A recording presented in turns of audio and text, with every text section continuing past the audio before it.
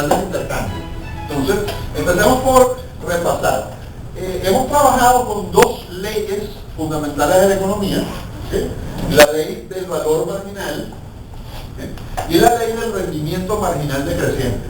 Y estamos comenzando a entrar en el por qué la teoría económica moderna, de hecho la teoría económica contemporánea, sea austríaca o no, es la teoría económica subjetiva y marginal. Por eso hablamos de economía marginalista. Esto es interesante porque todavía se desarrolla teoría económica que en realidad no es marginal. O sea, todavía se sigue desarrollando teoría económica en base a lo que era la economía clásica británica con la teoría del valor trabajo, y no solamente los marxistas. Yo digo que en realidad todos son marxistas los que hacen eso, pero no solamente los marxistas, hay una serie de economistas que desarrollan modelos de teoría dentro de lo que era la vieja economía. Era increíblemente difícil. Entonces, una de las primeras personas que intentó hacer economía marginal con una teoría del valor objetiva, uno de los economistas más fascinantes del principio del siglo XX, marxista. No digo que tuviera razón, sino que es fascinante la forma en que desarrolló su modelo teórico. Era un ucraniano, se llamaba Mikhail Ivanovich Tugan-Baranovsky, y es uno de los tipos más interesantes de estudiar en la economía. Así las cosas, entramos en el tema de la teoría general del intercambio. Y para eso, como decía, partimos. ¿Por qué entramos en este momento en la teoría general del intercambio? Bueno, ya estudiamos dos leyes económicas fundamentales, que son la ley del valor marginal y la ley del rendimiento marginal decreciente. La ley del valor marginal, es la que nos permite comprender cómo funciona lo que llamamos la demanda. Vaya, sea por curvas o sea conceptualmente.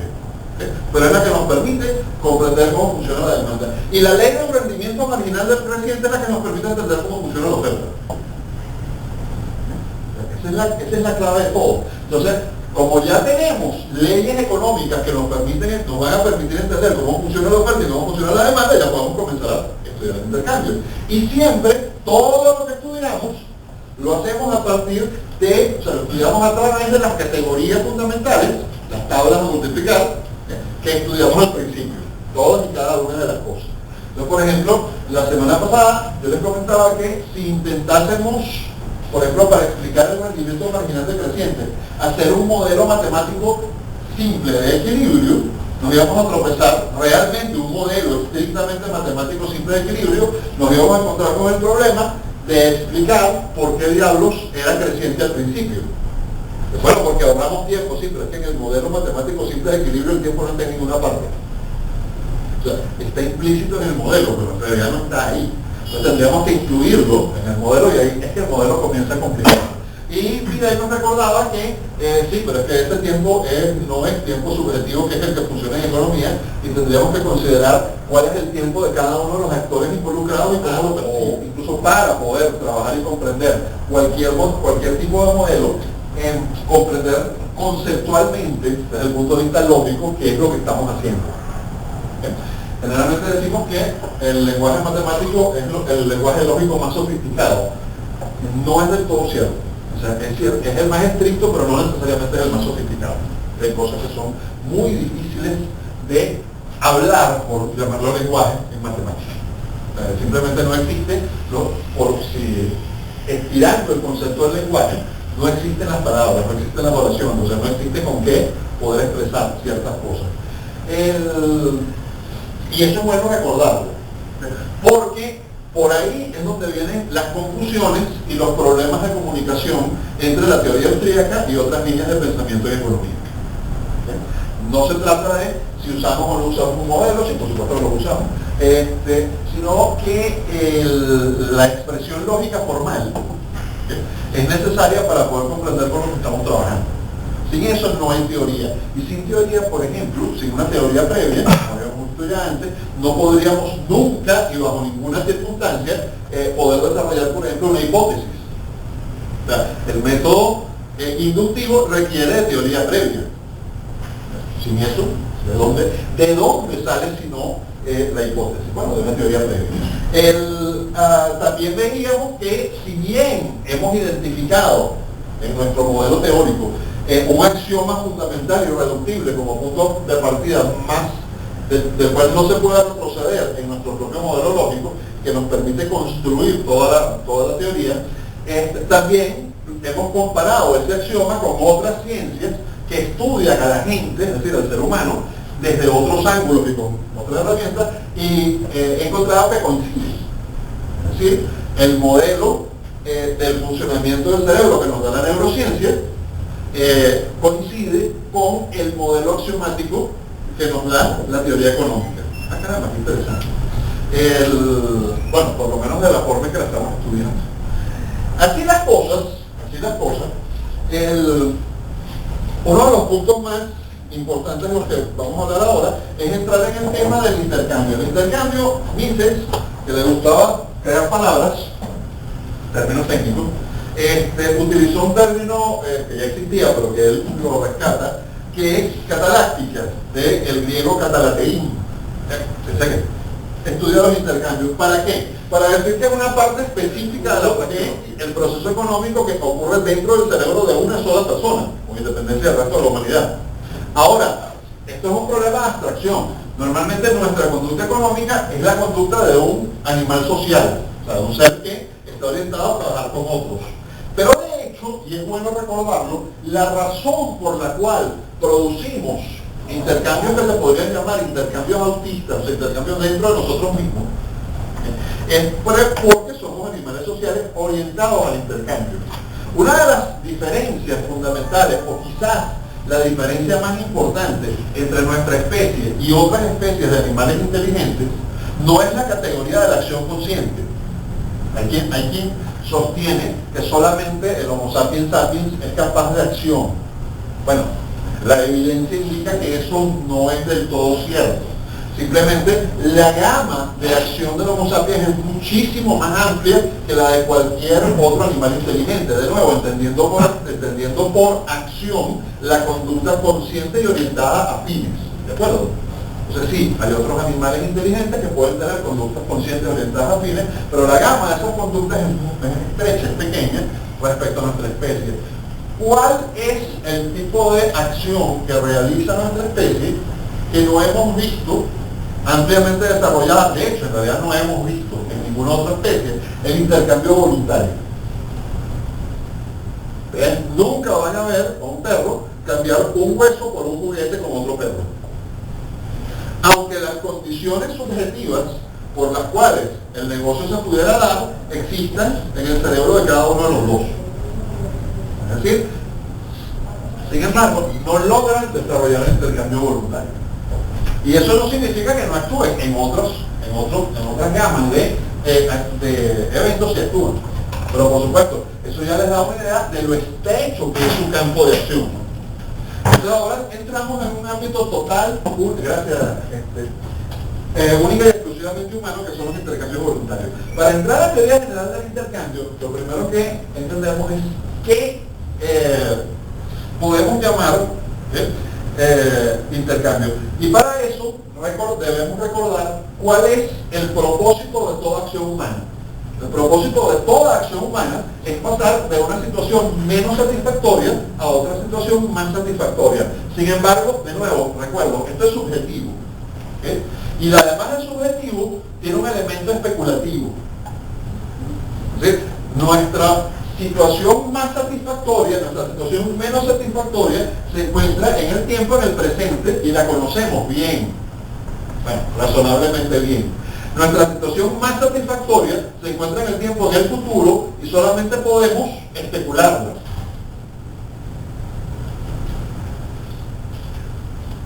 Recuerden que la especulación son unas memorias recombinadas proyectadas creativamente hacia el futuro. Entonces, nosotros nos imaginamos que si desarrollamos un conjunto de acciones, vamos a producir ciertos resultados que van a ser mejores que los que tenemos en este momento. Eso no necesariamente es cierto, pero es el propósito de la acción. ¿De acuerdo? Obviamente, esperamos a través del 1,5, y una de las cosas que sucede es que dependiendo de los resultados reales, vamos ajustando no solamente nuestros medios, que es lo primero que ajustamos, sino también nuestros fines. Es decir, si yo seguí este conjunto de utilicé estos medios para dirigirme a este fin y no tuve el resultado, la situación en la que terminé era igual de mala o incluso peor que la que tenía antes, entonces debería no repetir los mismos medios. Si yo sé que cuando uno dice esto, todo el mundo se queda pensando, pero yo conozco lugares, por ejemplo creo que yo vivo en uno, donde las personas siguen repitiendo los mismos medios para llegar a un fin más deseable y siempre terminan llegando a un fin menos deseable. Por ejemplo, el socialismo. Una sociedad, a título colectivo, las sociedades no piensan, no actúan, pero un conjunto de personas, una mayoría, vota o opta por un modelo socialista para prosperar. Se hunde en la miseria. Y como solución decide elegir a otros políticos socialistas. Bueno, esto por supuesto que es absurdo, pero tiene que ver con una serie de convicciones. Es absurdo, pero ellos piensan subjetivamente que van a obtener el resultado esperado, ¿de acuerdo? Entonces, ¿dónde está el error? En no utilizar la experiencia, no. El error está quieren cambiar de gobernante. El error está en identificar la causa del problema como el gobernante y no como el conjunto de ideas con las que se está gobernando. Es un problema de diagnóstico. Y tiene que ver con algo que suelen llamar ideología, que es un conjunto de creencias compartidas, pero ese es un tema en el que todavía no vamos a entrar. Lo que sí nos interesa es que todo el intercambio tiene como propósito de la acción, pasar de una situación menos satisfactoria a otra situación más satisfactoria.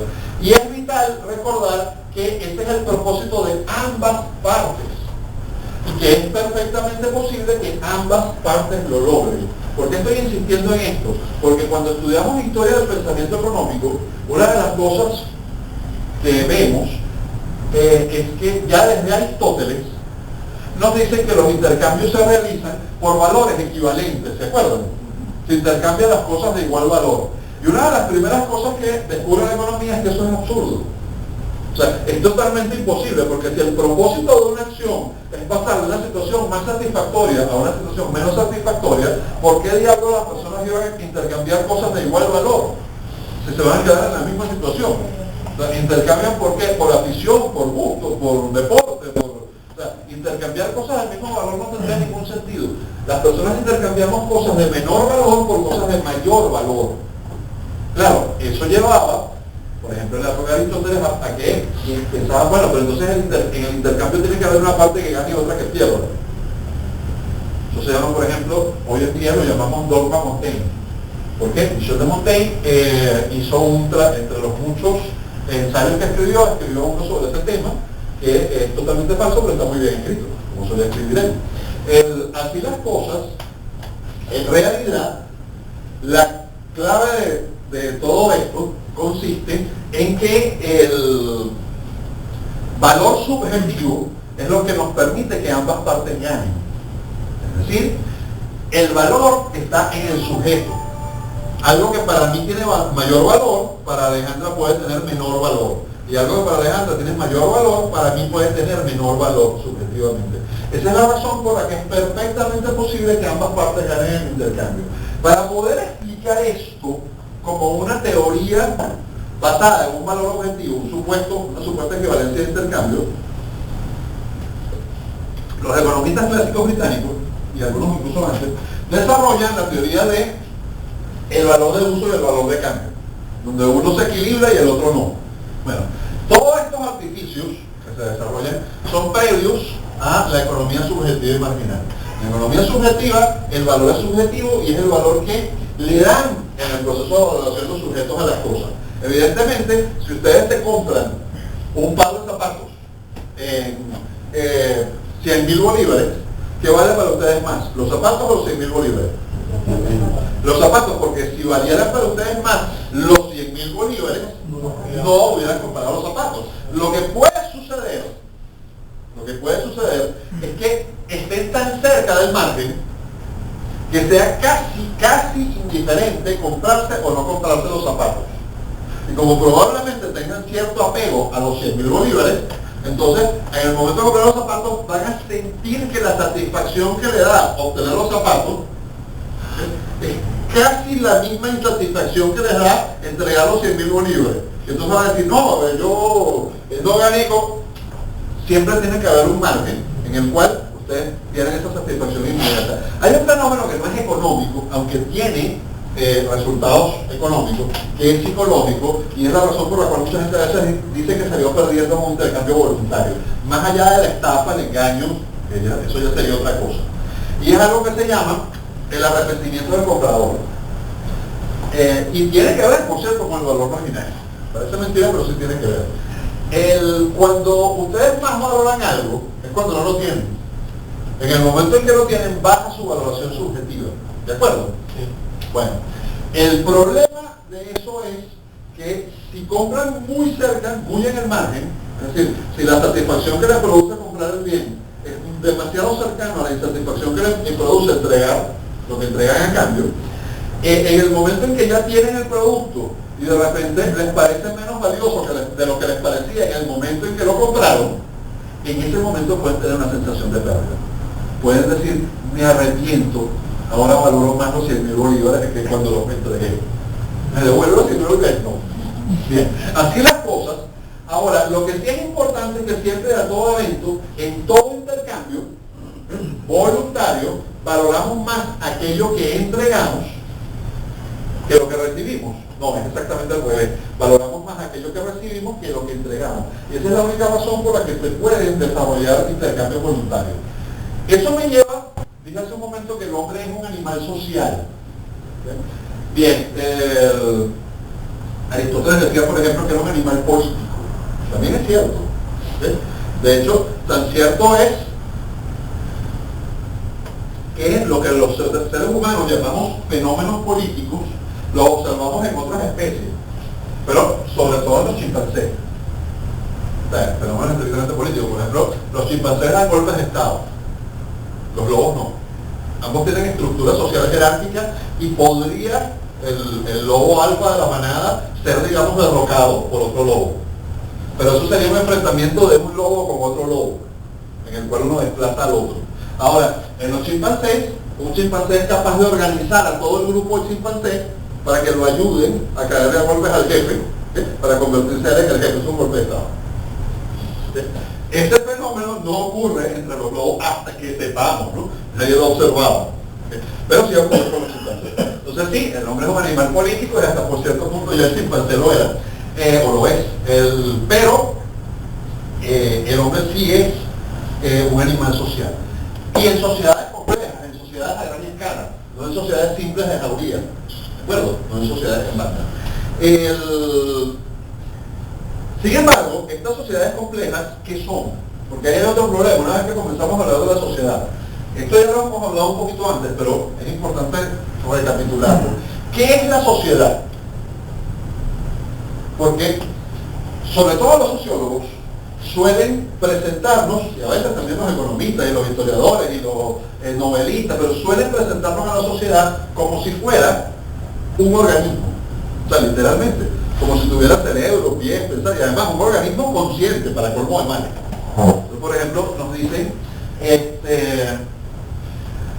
qué sé yo, el Imperio Romano invadió Tracia. El Imperio Romano invadió Tracia. El Imperio Romano se puso bravo en la frontera y decidió invadir. No es así. No fue así. Un señor que era el Augusto, en consulta con una serie de generales y otras personas, decidió invadir Tracia. ¿Por qué razones? Bueno, habría que investigar. Pero él decidió eso. Y le ordenó a unos señores que no tenían nada que ver con el asunto, atravesar la frontera, quemar las aldeas, esclavizar a la gente, tomar la capital, someter, etcétera, etcétera, etcétera. Es lo mismo que si dijera, bueno, pero ¿qué no fue el Imperio Romano? Porque el Imperio Romano no pensaba. El Imperio Romano era una sociedad, porque era una cultura. Ahora, la sociedad como cultura, y esa es la clave de todo, es un proceso. ¿De acuerdo? No es un ente, no piensa, es un proceso. El gobierno no está a la cabeza de la sociedad. Le ordena a las personas que son parte de esa sociedad, pero eso no significa que piense por ello. ¿Por qué es interesante recordar esto? Porque nosotros solemos utilizar un lenguaje antropomorfo cuando hablamos de la sociedad, y eso nos lleva a cometer errores incluso conceptuales cuando pensamos, como por ejemplo un error de plural incluyente. Cuando decimos produjimos tanto petróleo, felicidades, ¿cuándo se convirtió en dueño de una empresa petrolera? ¿Me explico? O la más divertida de todas, ganamos el juego de fútbol, ¿usted jugó? No. Entonces, nuestro equipo ganó el juego, eso es otra cosa. Pero nosotros no ganamos nada. El plural incluyente funciona en muchos sentidos. Cuando decimos, por ejemplo, ganamos, bueno, ninguna medalla, pero no sé cuántas medallas de oro en las Olimpiadas, los que no ganamos ninguna medalla. Los deportistas que representaban al país ganaron o no ganaron ninguna medalla. Pero no fuimos nosotros. Nosotros, por una cuestión de inclusión social, podemos sentirnos orgullosos, felices, felicitarlos, nos dedican, pero no somos hechos, nosotros no ganamos absolutamente nada. Y tampoco es cierto, no, pero es que todos contribuimos, no, eso no es cierto. Entonces, así los hubieran entrenado con dinero nuestros impuestos, para empezar no contribuimos, son impuestos, no son voluntarios, no hay ninguna contribución. Bien, esto es interesante porque, de nuevo, recuerdo, los únicos que tienen entidad son los individuos. ¿Sí? Y los individuos se organizan en diferentes grupos sociales. Y para comprender el funcionamiento de la sociedad hay que comprender que los únicos que tienen entidad son los individuos, pero cuáles son los grupos sociales en los que se organizan. ¿Sí? La familia es un primer proceso social, ¿sí?, en el cual actúan los individuos. Pero además, incluso en la gran sociedad, en la sociedad a gran escala, civilizada, actuamos dentro de grupos más pequeños. ¿Sí? Y esos grupos más pequeños dentro de los que actuamos tienden a funcionar con los criterios o el conjunto de valores morales que evolucionaron en la sociedad de espalda, en las antiguas tribus primitivas. ¿Sí? Si ustedes son miembros de un equipo deportivo, ustedes actúan en función de los objetivos del equipo y tienden a posponer sus propios objetivos individuales, ¿cierto? Porque si no, el resto de los miembros del equipo los expulsan. Vaya, por ejemplo, es como cuando decimos en un equipo de fútbol, nosotros ustedes han jugado fútbol, ¿por qué no pasaste la pelota? Porque yo quería anotar gol. Sí, pero Lugo estaba en mejor posición, tenías que haberte la pasado. Entonces, tu deseo de anotar gol evitó, fue en contra del interés del equipo. Así funciona el hombre primitivo. El hombre primitivo en las antiguas tribus actúa en función de los fines del grupo. Pero eso implica que todos se conocen y que comparten los mismos fines y que el proceso social que están siguiendo es bastante simple. Ya ustedes se imaginan lo complicado que sería, por ejemplo, hacer intercambios colectivos. O sea, que este grupo se pusiera de acuerdo con otro grupo en cuáles son sus necesidades mutuas. En una sociedad increíblemente simple pudiera ocurrir. Estos tienen carne, estos me faltan otra cosa. Pero es increíblemente difícil. Eso te lleva a que, si bien dentro de la sociedad a gran escala siguen existiendo los pequeños grupos que siguen operando, la propia evolución de la sociedad a gran escala surge de una moral subjetiva, impersonal, la cual nos permite desarrollar intercambios pacíficos con otros seres humanos que no forman parte de nuestro pequeño grupo en donde todos nos conocemos cara a cara. Bueno, la tendencia natural del ser humano, ¿sí?, cuando tropieza con otro grupo de seres humanos, ¿sí?, es desconfiar y probablemente matarse unos a otros. ¿Sí? Somos mamíferos, pues. Dentro de los sociales actuamos así. Pero, y es bien importante, hemos logrado desarrollar intercambios pacíficos a larga escala entre personas que no se conocen. Eso requirió el desarrollo de toda una moral que se sitúa como por encima de la moral que funciona en los pequeños grupos. Es bien importante porque la evolución moral de esos pequeños grupos tiene más de 100.000 años. En cambio, la moral que conduce a la civilización tiene mucho menos de 100.000 años. ¿Cuánto en realidad no hay respuesta a eso? Recuerdan que hablábamos la semana pasada, al final de la clase, de lo que les pedí que investigaran acerca de este monumento en Turquía que ha sido encontrado recientemente, que empuja hacia atrás el inicio del proceso civilizatorio. Bueno, sí, pero dentro de ese rango de tiempo, en algún momento previo al surgimiento, por ejemplo, a que fueran capaces de construir ese monumento, tiene que haber evolucionado una moral interpersonal que permitiera que grupos más grandes de personas se pusieran de acuerdo. Porque con la moral de funcionamiento de los pequeños grupos era imposible que funcionara una sociedad a mayor escala. Entonces, ese proceso tiene que haberse desarrollado antes para poder producir ese resultado.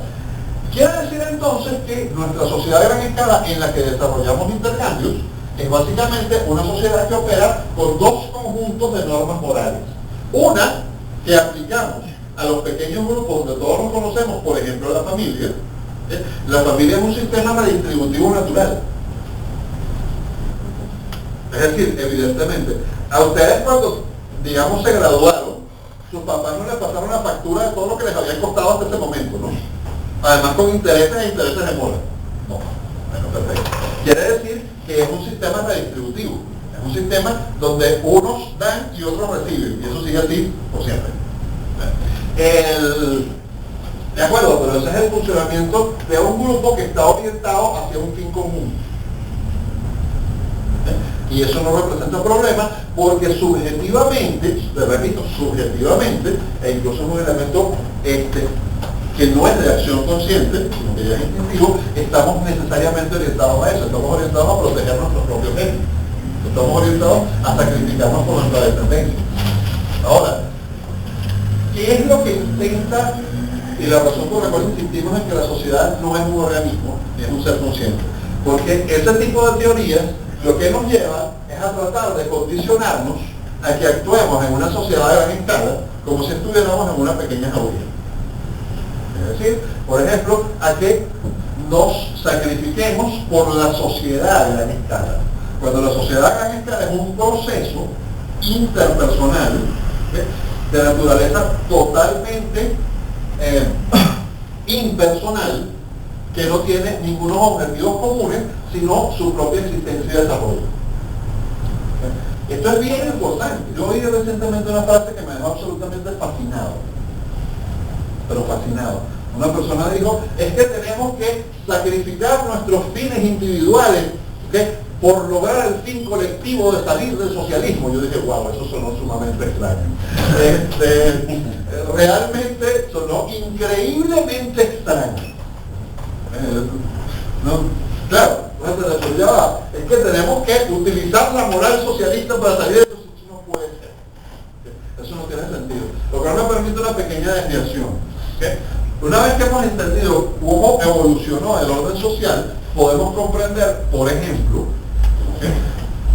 cosa que nos dice Hayek en su trabajo, que no es estrictamente economía, que el socialismo no es sino la aspiración, por cierto, atávica, primitiva, de imponer a la sociedad de gran escala, a la que él llama la gran sociedad, los criterios morales de la sociedad a pequeña escala. Es decir, básicamente, los socialistas quieren hacer funcionar una civilización de miles de millones de personas con los criterios morales que le permiten funcionar a un pequeño grupo de chimpancés. Parece muy poco probable que funcione así. Porque precisamente el hecho de que los seres humanos no sigamos en el nivel tecnológico y de orden social del chimpancé, los chimpancés tienen tecnología, que es muy similar a la de nuestros antepasados, o debería serlo.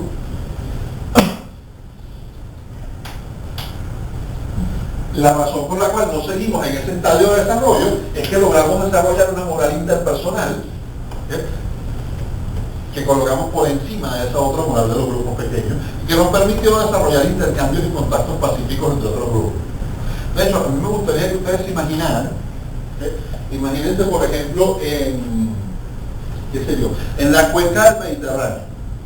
Es interesante para el desarrollo de las civilizaciones porque se desarrollaron muchas. Ustedes tienen, digamos, a los fenicios, que fueron grandes comerciantes, y llegan a lo que hoy en día es España, que estaba habitada por unos salvajes que eran hasta caníbales. Bien, y estos tipos quieren comerciar, y a nosotros les podría convenir comerciar. Pero ¿cuál va a ser la tendencia natural en cuanto a desembarque? No, la tendencia natural de los salvajes violentos. Matarlos, robarlos, comerse, o sea, el desastre total. Bueno, los fenicios que vuelven a llegar al sitio, pues van a ir un poco mejor armados. ¿Qué técnica desarrollaron los fenicios que eran grandes comerciantes ante ese problema?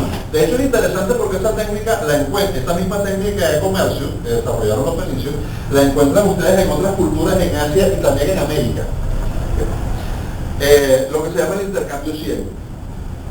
Entonces, llegaban, ponían 2 alfombras, cosas para marcar el piso, y colocaban una serie de bienes en una de las alfombras y la otra la dejaban vacía y se iban. No se usaban. Entonces llegaban los locales y veían la cuestión. Podían pasar varias cosas. Podían robarse los productos y las alfombras. Entonces llegaban y decían, bueno, aquí no se puede comerciar, son ladrones, o vamos a atacarnos para convertirlo, lo vendemos en el mercado de esclavos para vengarnos. Esa es otra cosa, ¿no? Ya depende del número y la capacidad, pero ya veían que ahí no se podía comerciar. O podía suceder que los tipos dejaran unas cosas y se llevaran las otras. Regresaban los fenicios y decían, no, tampoco se puede comerciar, porque puede ser que ellos pensaron que el intercambio fue bueno o no, pero no les habían preguntado. Entonces llevaron las cosas por su propia valoración. O podía suceder que entendieran de lo que se trataba.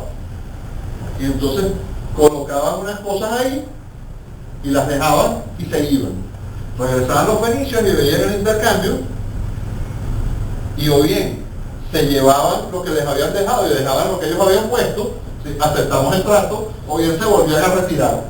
Llegaban los otros y decían, no les gustó, quieren más, o quieren otra cosa, vamos a ponerles a ver qué pasa. Y así se lograba un intercambio ciego, sin el riesgo de hacerse frente. Después de varios intercambios ciegos entre los mismos grupos, se atrevían a hablarse, a acercarse. Bueno, ya hemos hecho negocio, o sea, ya somos amigos. No nos hemos visto la cara, pero ya sabemos que podemos hacer negocio. El grado de xenofobia y del temor de los grupos humanos, que hoy en día son difíciles de entender, por qué se daban estos fenómenos, pero son ciertos. Entonces, claro, ¿cuál es el asunto aquí? La civilización surge de los intercambios. Básicamente la civilización surge de los intercambios. Lo cual significa que la sociedad puede estar basada en 2 tipos de vínculos. Y de hecho toda sociedad está basada en una combinación de 2 tipos de vínculos. Vínculos hegemónicos y vínculos contractuales. Que se basan en los 2 tipos de intercambios que se realizan en las sociedades.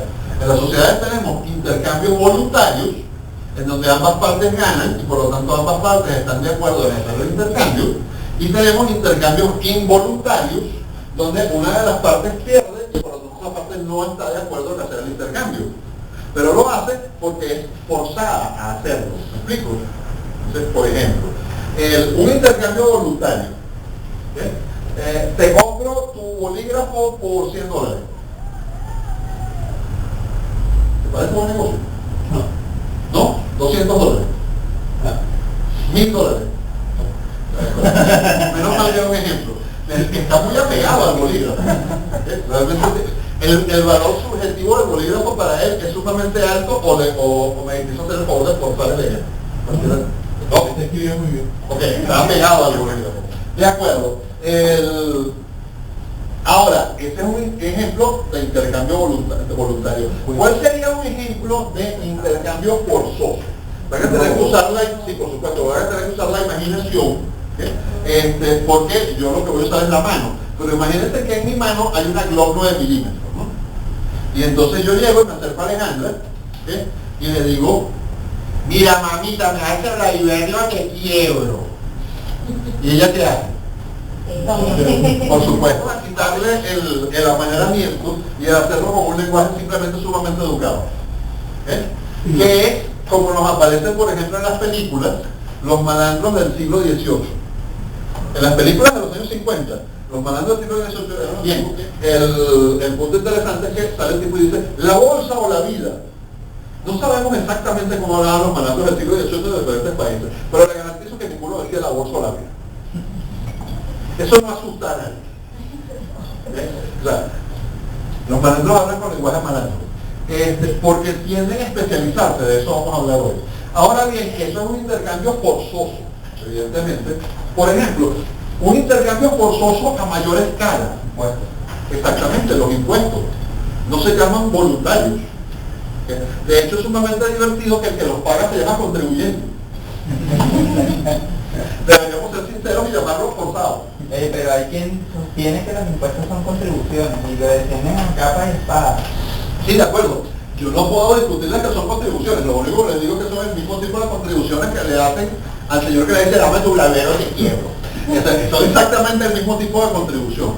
Ahora bien, lo que pasa es que lo que te dicen es que tú recibes a cambio algo que sí tiene valor, que es el orden social, el gobierno y todo. Bueno, eso ya es discutible, ¿no? Pero indudablemente no es un proceso voluntario. Es en absoluto un proceso voluntario.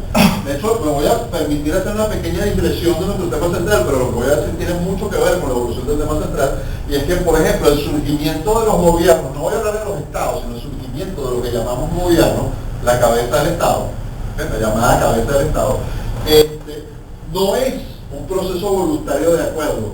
Es una cosa que tiene evidentemente dos procesos que se dan en paralelo. Lo que llamamos la rama judicial del Estado, muy probablemente en la mayoría de las sociedades, sí evolucionó de procesos de acuerdo voluntario. Es decir, Paolo y yo teníamos un conflicto, primero teníamos varias alternativas. Nos podíamos discutir y ponernos de acuerdo. No funcionaba. Podíamos caernos a palos. Bueno, eso funcionaba si éramos de diferentes grupos, pero dentro del mismo grupo creaba un conflicto que iba a hacer que el resto del grupo viniera y se pusiera bravo por los dos, y muy difícil, tampoco funcionaba.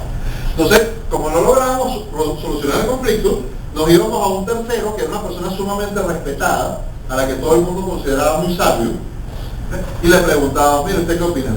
Bueno, ¿ustedes están de acuerdo a que lo que yo decida, ustedes lo van a implementar los dos? Sí, los dos estamos de acuerdo. Bueno, tiene razón Paolo.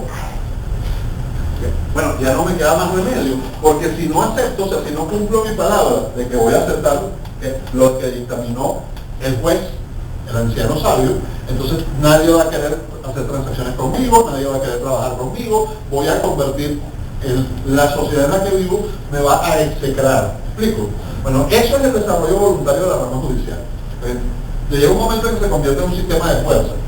Ahora, lo que llamamos normalmente el ejecutivo o el gobierno, no funciona así. No es raro que en la historia de la humanidad, en infinidad de civilizaciones, los gobernantes que nos parecen reyes con poderes absolutos no eran quienes nombraban los jueces. Los jueces surgían precisamente de las personas más respetadas para ser jueces. Los gobernantes siempre quisieron apoderarse del nombramiento de los jueces para tener ese poder. Pero la gente seguía yendo a quienes ellos respetaban para solucionar sus conflictos entre ellos. El gobernante nombraba jueces para que decidiera en los conflictos entre él y el resto de la gente, que vivo, ¿no? Yo no lo mismo, es bastante tramposo. En Venezuela tenemos un ejemplo sumamente reciente de qué tan tramposo puede ser esta forma de nombrar jueces. Bien, el punto importante aquí es que ¿de dónde surge entonces el gobierno? Si no es la rama judicial, del acuerdo, de que nos organizamos. Bueno, surge de la fuerza. Ya lo decía San Agustín. San Agustín nos decía, si un grupo diríamos en términos modernos, un grupo de malandros, elimina a todos los demás malandros porque es más fuerte, controla totalmente un territorio, deja de robar a la gente de forma desordenada y comienza a imponerle tributos de forma ordenada. Y en ese momento, dejan de llamar a su jefe, dejan de llamarlo el pan y comienzan a llamarlo el príncipe. Y ese es el surgimiento de los estados. O sea, es un grupo de malandros que logró acabar con todos los demás malandros. Ahora, ¿qué pasa desde el punto de vista de los gobernados? Bueno, desde el punto de vista de los gobernados, y era lo que nos ponía de ejemplo Ludwig, el punto fundamental consiste en que podrían encontrarlo como una mejora. O sea, en vez de tener un grupo de bandas que venían a robarnos todo el tiempo desordenadamente, peleaban entre ellos, ahora tenemos uno que eliminó a todos los demás, y cada cierto tiempo pasa a cobrar sus tributos. Bueno, probablemente estamos mejor. No es una gran maravilla, pero estamos mejor. En ese sentido es que adquiere legitimidad y por eso lo reconocemos como príncipe. Y entonces comienza una pelea con él acerca de que nos baje los impuestos y nos mejore los servicios. Y dice, no, ustedes tienen que sacrificarse por el bien común. O sea, mío. Así las cosas, es un proceso de evolución social y es un proceso de intercambio. Las sociedades se basan o en vínculos contractuales o en vínculos hegemónicos. Una sociedad que se basa en vínculos contractuales y una sociedad que se basa en vínculos hegemónicos se definen de forma diferente. Una sociedad que se basa en vínculos contractuales, la cooperación social se basa en los contratos. En una sociedad que se basa en vínculos hegemónicos, la cooperación social se basa en el mando y la subordinación. En una sociedad que se basa en intercambios voluntarios, en vínculos contractuales, las relaciones entre las partes son simétricas, no hay coacción. Ahora, esto es importante establecerlo porque la coacción tiene que ser clara y evidente. O sea, tiene que ser, me hace rayar, yo te quiebro. No puede ser que yo estoy necesitando alimentar a mis hijos y entonces no consigo trabajo y me empleo en un sitio donde me pagan muy poco porque estoy obligado y coaccionado. No, yo no estoy coaccionado. No. Yo lo que estoy es no estoy coaccionado. Yo estoy, porque ningún otro ser humano me está coaccionando. El conjunto de circunstancias sociales en las que vivo me coloco, reducen mis posibilidades de tomar decisiones. Pero para que yo diga que me están coaccionando, tiene que ser un ser humano el que me está coaccionando, no un proceso social. Eso equivaldría a decir que yo no tengo libertad porque yo no puedo volar. O sea, no puedo ser así y volar. No, entonces quien tiene un avión sí tiene libertad y yo no, eso es ridículo.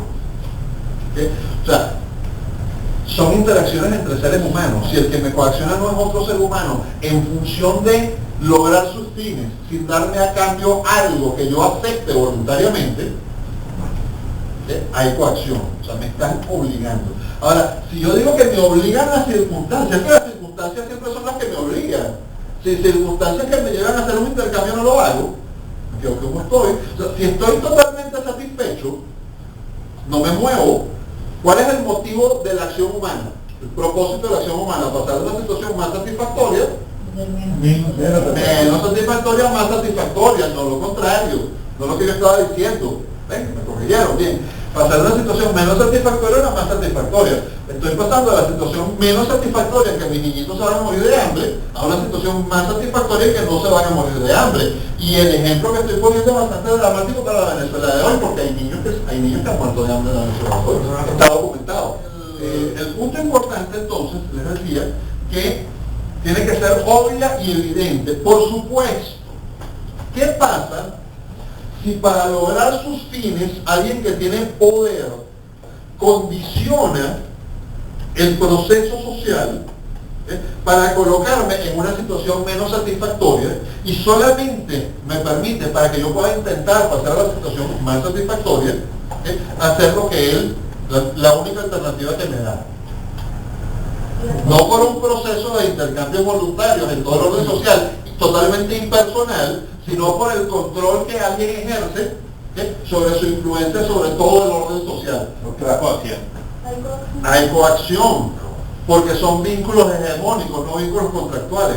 Si los vínculos son contractuales, puede haber una situación difícil, puede haber una situación incluso desagradable, pero no hay coacción. ¿Recuerdan ustedes? Se me olvidó en este momento quién era, pero cuando estudiando historia del pensamiento económico veíamos un pensador que era un teólogo que decía que el valor, el precio justo del trabajo era el que se establecía en el mercado de trabajo, y que si un trabajador se le pagaba menos de lo que necesitaba para sobrevivir, para llevar una vida digna, en esa época una vida digna era bastante mucho más modesta que hoy en día, el pagarle más no era un acto de justicia, sino de caridad.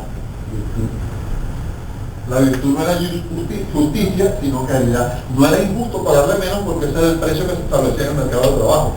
Lo que no era caritativo. Ustedes lo están practicando.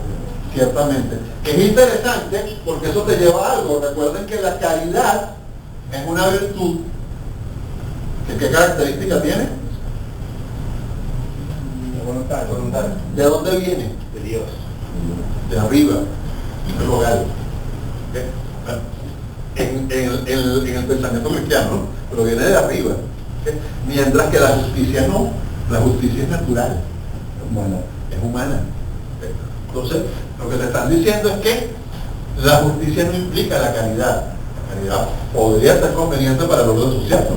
Pero no en ese sentido.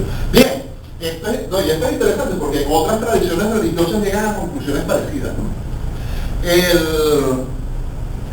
En una sociedad basada en vínculos contractuales, cada ser humano persigue sus propios fines. En una sociedad basada en vínculos hegemónicos se persiguen los fines del que manda. En una sociedad basada en vínculos contractuales, la riqueza se consigue por medios económicos, intercambios voluntarios. En una sociedad basada en vínculos hegemónicos, la riqueza se obtiene por medios políticos, estructuras de contacto y privilegios. En una sociedad basada en vínculos contractuales, hay igualdad ante la ley. Se entiende la ley en sentido material y por lo tanto tendemos a tener un Estado de derecho. Hay quien objeta, por ejemplo, que eso sea posible. En una sociedad basada en vínculos hegemónicos tenemos estados dictatoriales, ¿okay? Y la ley es ley solamente en el sentido positivo, ¿sí? No porque sea muy buena, sino porque es la voluntad del legislador, la voluntad del que manda, y no es la materialización, ¿sí?, por medio de un proceso jurídico evolutivo de las tradiciones institucionalizadas de esta sociedad, sino que es la voluntad arbitraria del que manda. Y en una sociedad basada en vínculos contractuales, la libertad se entiende, se define como la ausencia de coacción, mientras que en una sociedad basada en vínculos hegemónicos, la libertad se entiende como el poder de hacer algo. ¿Sí? ¿Por qué todo esto es importante? Por una razón fundamental.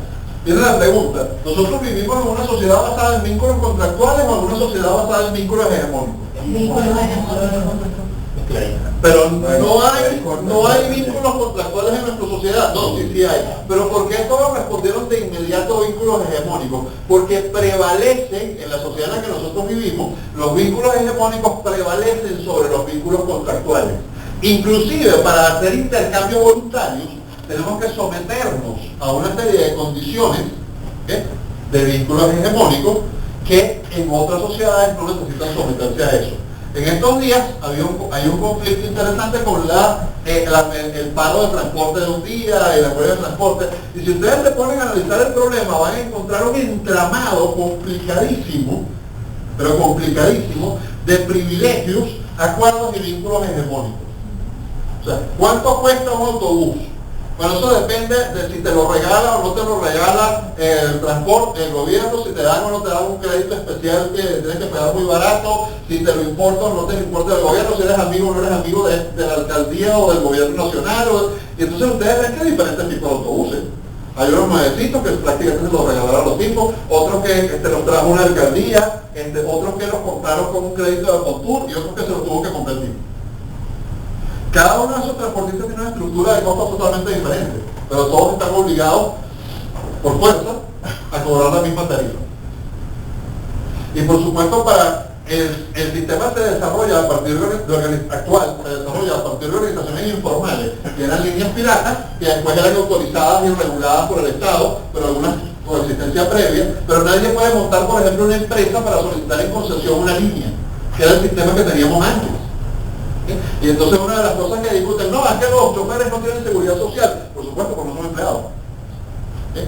Y entonces nos dicen, no, pero es que hay un tipo que gana 300.000 bolívares, no, 300.000 bolívares eso es ridículo. Pero es que la inmensa mayoría de la gente no gana ni siquiera, gana menos de 100.000, ¿cierto? Lo cual significa que vivimos en un país que está acercándose a la miseria. Digo acercándose bastante, porque buena parte del país ya llegó a la miseria. ¿Okay? De hecho, más de la mitad de la población ya llegó. Entonces, claro, en una sociedad, mientras más miserable está una sociedad, más la vas a encontrar basada en vínculos hegemónicos y menos basada en vínculos contractuales. Pero ¿qué otra característica te va a dar necesariamente una sociedad basada en vínculos hegemónicos? Que va a ser, por conclusión, y es imposible que sea de otra forma, una sociedad más violenta. Porque ¿cuál es la solución de los problemas de vínculos hegemónicos? La fuerza. Los vínculos hegemónicos son vínculos de fuerza. ¿Y cómo se solucionan los problemas de fuerza? Por la fuerza. Bueno, puede ser el engaño, puede ser la astucia, pero son vínculos de fuerza. Mientras que los vínculos contractuales son vínculos voluntarios. Mientras la política prevalece sobre el comercio, la sociedad es más violenta. De hecho, la organización de una banda criminal es una organización política. Tiene propósitos de enriquecimiento, pero es una organización de naturaleza política. Y es lógico que así sea. Solamente los intercambios voluntarios pueden producir vínculos contractuales. De ahí viene aquella famosa frase que dice, en donde prevalece el comercio, las costumbres son dulces. La gente son más pacíficas. Donde prevalece la política, las costumbres son de fuerza. ¿Cuáles son las sociedades en donde todo es política? Donde nada es comercio, donde todos los vínculos serían vínculos hegemónicos, ¿verdad? Bueno, las sociedades donde el Estado es el que controla todo. Eso es un dato interesante. ¿Quién es? Ustedes que son personas cultas e informadas. ¿Cómo se llama el presidente del gobierno español? Ahorita. Del gobierno. Mariano Rajoy. Sí, porque el jefe de Estado es el presidente. Perfecto. Bien, el presidente, es curioso porque debería ser un primer ministro, pero lo llaman presidente del gobierno. ¿Y cómo se llama el presidente de ejecutivo en Venezuela, el presidente de Venezuela? Nicolás Maduro. ¿Y cómo se llama el presidente de Estados Unidos? Barack Obama. ¿Y cómo se llama el primer ministro de la Unión Soviética? No sabe porque ya no existe hace mucho tiempo, el último fue Mikhail Gorbachev. ¿Cómo se llama el jefe de Estado de la Federación Rusa? Vladimir Putin, que es de paso, el caudillo. No importa si es presidente o primer ministro, él va cambiando de puesto con cierta frecuencia, pero sigue siendo el que manda. Lo presenta Juan Vicente Gómez, que a veces era presidente y a veces no, pero siempre era el que mandaba. Bien, ¿y cómo se llama el presidente de Suiza? No se tiene presidente del Consejo Federal. Sí, yo sé que es rotativo, pero la pregunta es ¿cómo se llama? Nadie sabe. Bueno, si ustedes se van a Suiza y le preguntan a una persona culta que lee el periódico, mire, ¿quién es el presidente del Consejo Federal en este momento? Tienen una probabilidad muy baja de que la persona lo sepa. Si le preguntan quién es el alcalde del lugar donde él vive, ya es más probable que lo sepa, pero tampoco es tan seguro. Es decir, la política tiene muy poca importancia para la vida diaria de los suizos. Tiene mucha más importancia para la vida diaria de los españoles o de los norteamericanos y es absolutamente vital para la nuestra. Ahora, hay un lugar donde es más vital la política para la vida diaria de las personas, por ejemplo, que en Venezuela. Sí, como no, en Corea del Norte. En Corea del Norte la política es muchísimo más importante para la vida de las personas. Bueno, depende de qué parte de China, porque China es un país, dos sistemas. Y el sistema, entre comillas, capitalista, que en realidad es mercantilista chino, a su vez está subdividido en toda una serie de islas, cada una tiene una mezcla diferente, entonces es complejo. Pero sí, nuestra sociedad está basada mayormente en vínculos hegemónicos. Ahora, una vez que hemos comprendido eso, también hemos comprendido que en toda sociedad hay vínculos hegemónicos y vínculos contractuales. Los suizos también tienen vínculos hegemónicos, pero prevalecen los vínculos contractuales. Y por supuesto prevalecen más los vínculos contractuales en la cultura de los suizos que en la de los norteamericanos. Pero por supuesto prevalecen mucho más en la cultura de los norteamericanos, de los estadounidenses, porque ellos se llaman a sí mismos Americans, es decir, americanos, y bueno, americanos somos todos en este continente, pero como ellos son los primeros en declararse independientes, pues se ganaron el nombre del continente completo. Y no podemos negar que tenían derecho, porque es lo único que se hagan independientes. Así las cosas, el problema práctico es que solamente es posible tener cálculo económico en un sistema de vínculos contractuales. ¿Dónde está el problema aquí?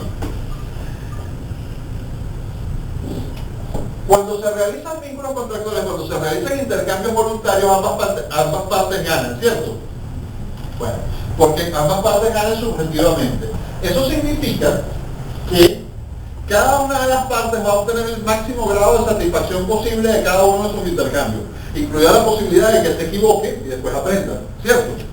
Bueno, si cada una de las partes está alcanzando en cada uno de sus intercambios el máximo grado de satisfacción posible, cada uno de los intercambios que se realicen en la sociedad, en el conjunto de circunstancias que permite el cierre social, va a ser el más eficiente para todas las partes involucradas, ¿correcto? ¿De acuerdo? ¿Eso qué tiende a producir? Si además la gente aprende, mucha mayor prosperidad. ¿Okay?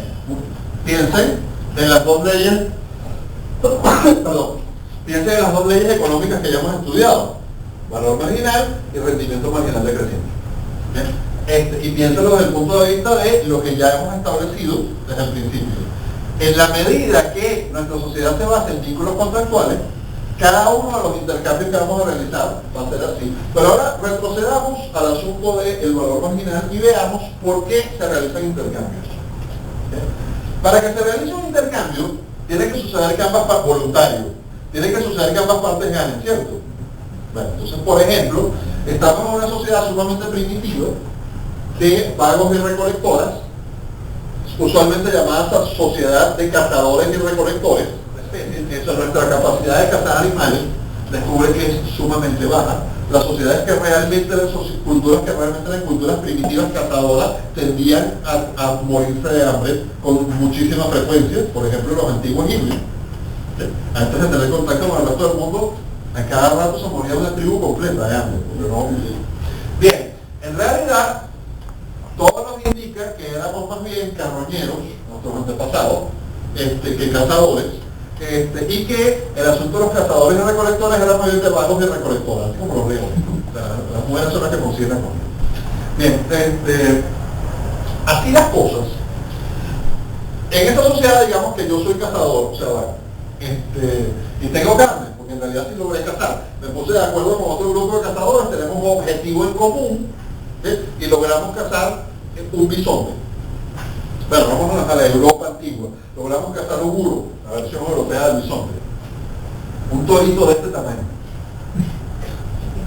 Los cuernos llegan desde acá hasta acá. Es más grande que el más grande de los yaks que conocemos y es extremadamente, y es más agresivo que un toro de lidio. Ese animal lo cazaba. Bastante complicado. Pero bueno, los seres humanos tenemos una ventaja en inteligencia sobre la presa. ¿Okay? De acuerdo, bueno, cazamos, tenemos muchísima carne. ¿Okay? Y Alejandra, ya estamos comenzando a desarrollar, digamos, los tejidos y ella fabrica tela. Y claro, yo necesito tela, ¿okay? Y tengo carne. Recuerden el valor marginal. La carne, yo sé que el corte de carne no es lo mismo el lomito que la chocosuela y todo lo demás, pero vamos a hacer abstracción de eso, para seguir con nuestro ejemplo, y dado que tenemos mucha carne, vamos a decir que, por lo menos desde mi punto de vista, yo que sería, en este caso, el carnicero, yo vendo la carne por kilo, o sea, para mí toda la carne es homogénea y perfectamente intercambiable en el contexto de la acción. Perfecto. Yo tengo carne, tengo bastante carne en este momento. ¿Qué no tengo? Nada para vestirme. Oiga, sí, tiene la piel. Bueno, sí.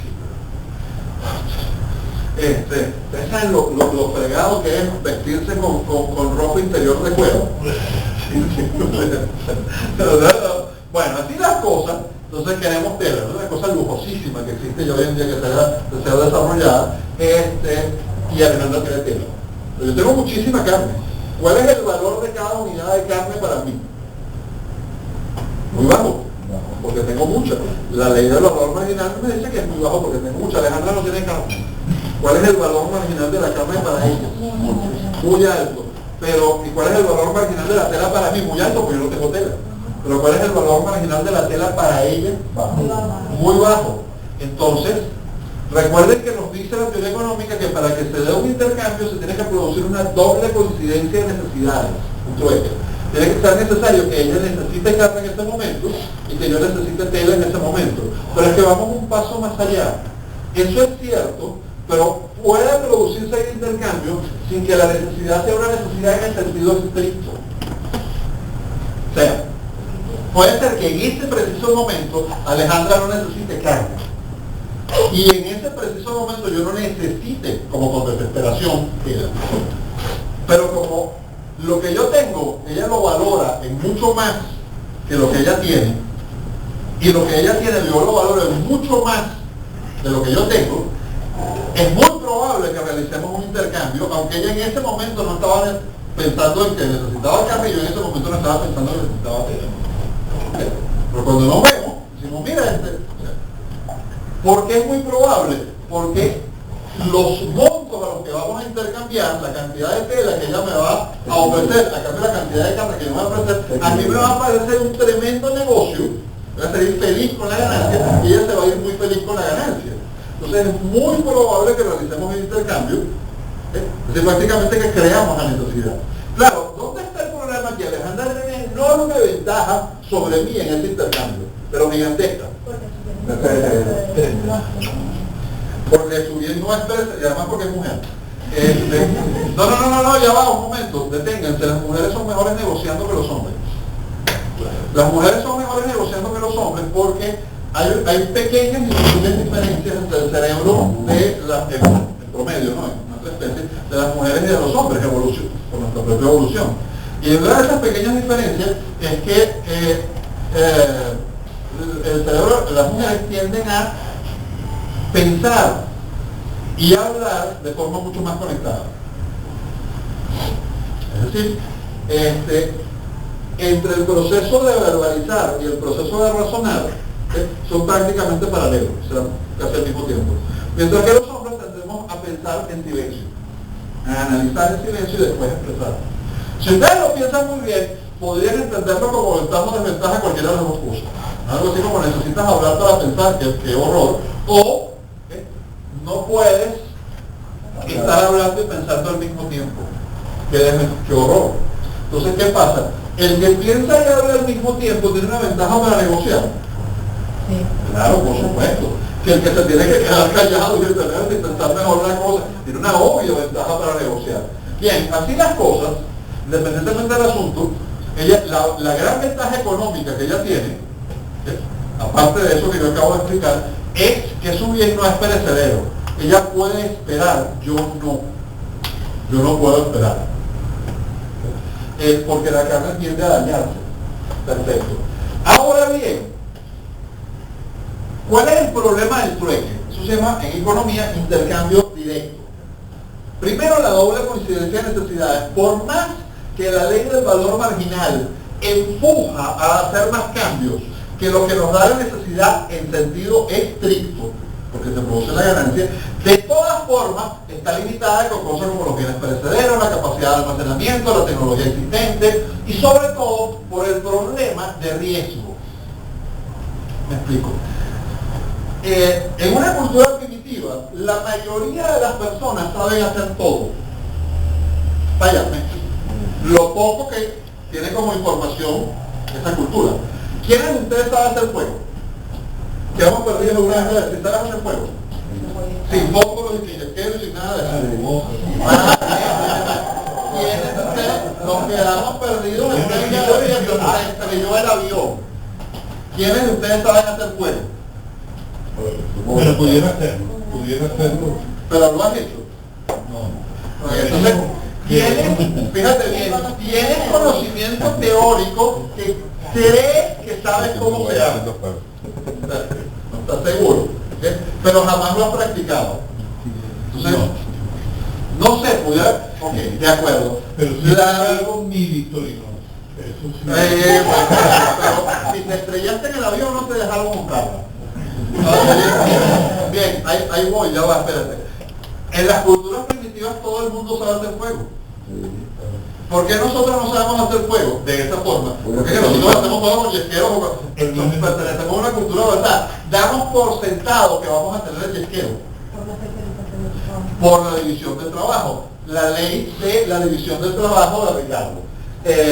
Dice en honor de Ricardo, pero antes de llegar a eso, que es donde deberíamos terminar nuestra clase de hoy, en aproximadamente media hora, el punto fundamental es que tenemos claro por qué se realizan intercambios, doble coincidencia de necesidades. Yo tengo algo que ella necesita, ella tiene algo que yo necesito. Además, le agregué que la ley del valor marginal me empuja a que esa doble coincidencia de necesidades sea un poco más fácil de lo que parece a simple vista.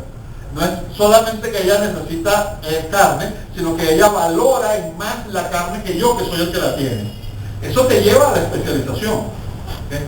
Pero hay un riesgo en la especialización en una sociedad primitiva. ¿Y qué pasa? ¿Qué pasa? O sea, Alejandra sabe cazar en una sociedad primitiva. A lo mejor no, por aquello de hombres y mujeres. A lo mejor, normalmente sí, pero vamos a decir, pero sabe conseguir comida. Recolectar, sí se sabe. ¿Sí? Y probablemente sabe cazar. En la mayoría de las culturas humanas, la respuesta en sociedades primitivas, siendo ella mujer, hubiera sido no sabe cazar. Hay un tabú respecto a eso, pero vamos a decir que somos una sociedad primitiva feminista, ¿okay? Entonces sí sabe cazar. De acuerdo. Incluso hasta podríamos ser una sociedad patriarcal. ¿Okay? Eso no viene al caso. Pero ella sabe conseguir comida. Ella no depende de los intercambios para alimentarse. O sea, los intercambios son para producir, deshacerse de excedentes, ¿okay? Y obtener cosas que nos resultan más difíciles. Tendemos a la especialización. Yo me dedico a cazar porque soy mejor cazando que haciendo tela. No porque no sé hacer tela. Pero eso de hacer tela sería una sociedad más complicada. ¿Okay? Pero si la llevo a una sociedad más simple, puede ser que yo saco la piel y se la traigo a alguien que sabe curtirla. ¿Por qué? Bueno, porque el tipo es mejor haciendo eso, que yo también sé, pero él lo hace mejor que yo. Yo, por ejemplo, yo sé fabricar lanzas, pero prefiero intercambiar carne con otro tipo de fabricar lanzas cada vez que puedo, no todo el tiempo, cada vez que puedo, porque él fabrica las lanzas mejores que las mías. Y yo soy mejor cazador que él. Pero de nuevo, todos sabemos hacer todo, porque sería sumamente peligroso especializarse. Porque no sabemos si el otro va a tener, si alguien en ese pequeñito grupo va a tener lo que necesitamos. ¿Me explico? Entonces, la especialización es peligrosa. Tiene que haber una sociedad que sea más productiva para que comencemos a atrevernos a especializarnos. Entonces, ¿cuándo comenzamos a atrevernos a especializarnos? Bueno, cuando somos capaces de comerciar más lejos y a mayor escala. Es decir, cuando nos tropezamos con otro grupo humano, ya lo primero que hacemos no es lanzarnos a patadas y a golpes y tratar de matarnos, sino que intentamos hacer intercambios por medios bastante desconfiados al principio, pero logramos hacer intercambios. Cuando tendemos a desarrollar una moral común, cada vez nos podemos especializar más en el desarrollo de los intercambios todavía de trueque. Pero es que al poder desarrollar mayor cantidad de intercambios y tender a especializarnos cada vez más, arriesgarnos cada vez más a especializarnos, asumir que sí voy a conseguir en el mercado lo que voy a ir a buscar. ¿Se dan cuenta de lo terrible que es el socialismo? Hace que no asumas que vas a ir al mercado a conseguir lo que vas a buscar. O sea, ataca a la civilización en sus bases fundamentales. Bien, claro. Ataca a la civilización en sus bases más fundamentales. Hoy en día, y de paso nos propone como solución que todos cultivemos la comida de la casa, que eliminemos la división del trabajo. Maravilloso. Bien, así las cosas, ¿okay? El punto fundamental aquí es que llegados a este estadio, donde tenemos mayor cantidad de intercambios, comenzamos a descubrir algo. La primera cosa de lo que nos damos cuenta es que quienes tienen bienes durables tienen ventajas sobre los que tienen bienes perecederos. Entonces los que producimos bienes perecederos tratamos de deshacernos de ellos lo más rápido posible, es lo que vamos a usar para conseguir bienes durables. Pero después descubrimos que entre los bienes durables hay unos que tienen más demanda que otros, ¿cierto? Bueno, entonces si yo tengo aquello que todo el mundo quiere, se me hace más fácil hacer intercambios. Sí, por supuesto. Pero fíjense muy bien cómo funciona, porque es el intercambio indirecto. Yo llego con mi carne al mercado, al grupo donde van 3 o 4 tribus en un valle a reunirse a hacer intercambio, y yo llego con carne a cambiar, y yo estoy buscando tela. Entonces yo llego a Alejandra, que tiene tela, Alejandra, ¿tienes carne? No me interesa, tengo mucha carne. Oh, rayos. No, o sea, no le interesa, tiene carne se pudre. O sea, acabo de vender 2 rollos de tela por medio bisonte y olvídate. Bueno, de acuerdo, no quiere tela. Más bien está interesada hasta vender algo de la carne que agarró, porque la agarró porque estaba muy barata. O sea, es un intercambio muy bueno. Ah, excelente. ¿Y qué necesitas? ¿Qué te interesa? Bueno, en este momento lo que estaba buscando, pero no hay, son lanzas. Tengo una sola. Bueno, entonces me voy al fabricante de lanzas. ¿Te interesa carne? Sí. No. Tampoco. Tampoco. Lo duro. ¿Ya? El pescado está pegado. ¿Y qué necesitas? No, bueno, en este momento necesito vasijas. No es el fabricante al alfarero y ese si quiere carne. Intercambio de carne por vasijas, vasijas por lanza, o sea, es bien complicado. Además, tengo el problema de que al final cuesta mucho trabajo saber si gané o perdí en el sentido de cuánto, no solamente el tiempo que me costó todo el proceso, sino hasta qué punto mi fin final, que era obtener carne, los intercambios que yo estoy haciendo eran desfavorables o favorables, no lo sé hasta que llegue al final, porque yo no sé exactamente qué negocio voy a hacer con Alejandra mientras estoy haciendo cada uno de estos negocios intermedios. Obviamente, si alguien en culturas relativamente primitivas, pero ya lo suficientemente pacíficas para negociar entre diferentes grupos, y aquí surge la idea de que diferentes grupos tribales pueden tener una cultura común, que permite el comercio, y una moral común que permite esas relaciones civilizadas fuera del grupo.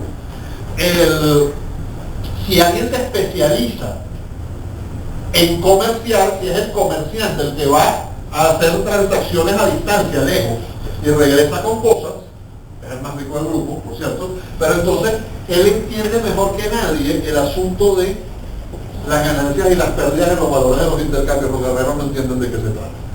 Ese asunto de que si cambio vasijas por lanzas, por esto, y no sé qué, como les cuesta mucho trabajo, es difícil el concepto.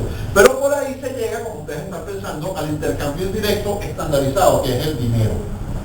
¿Por qué razón? ¿Qué es un salario? Un salario es la cantidad de sal que por un jornal, es decir, por un día de trabajo, se le pagaba a un obrero romano libre. O lo que se pagaba a un soldado también.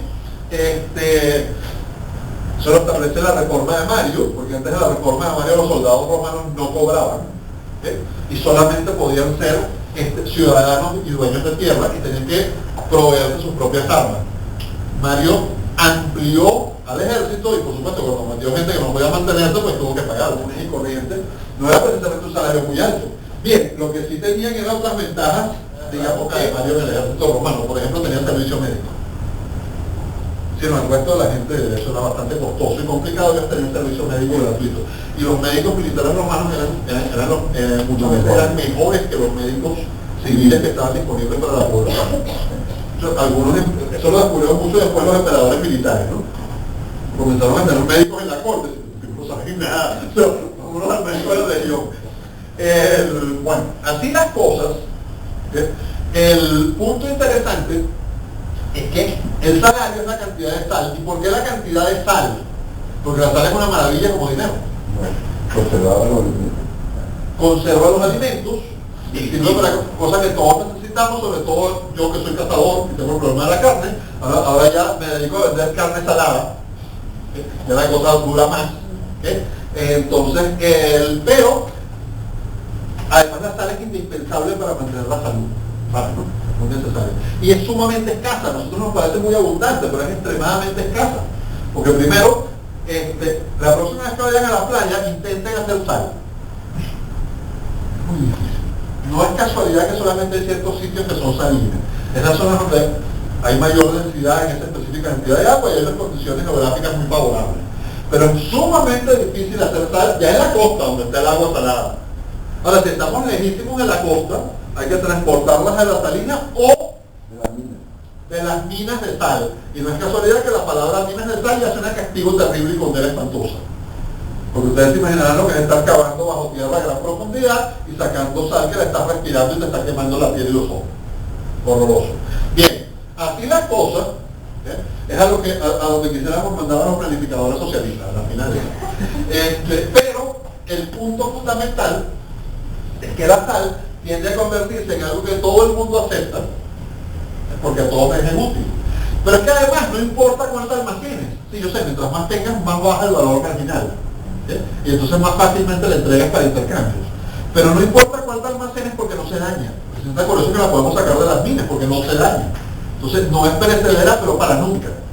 Porque los granos, por ejemplo, también los podemos almacenar, pero eventualmente se van a dañar.